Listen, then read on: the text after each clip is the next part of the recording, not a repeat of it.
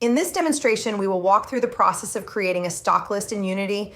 This feature allows you to configure and manage stock takes efficiently. To start, go to Inventory in the main menu.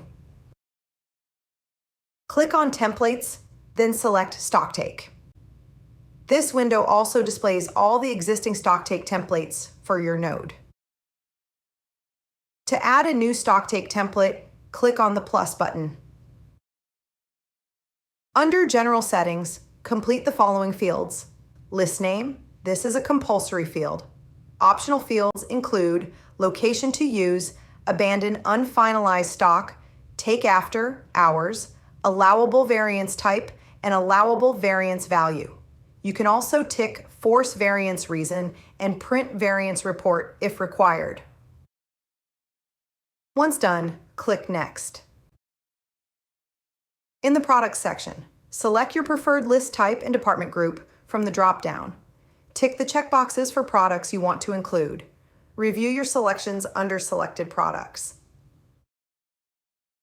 Click Next to continue. In the General Grid Setup section, choose a predefined list layout if needed.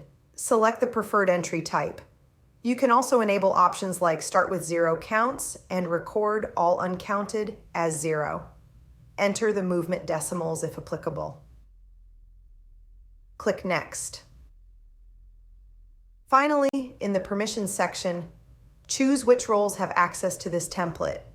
Define roles that can customize product filters, finalize stock takes, and finalize outside the allowable variance range. Once everything is set, click Submit to save your template.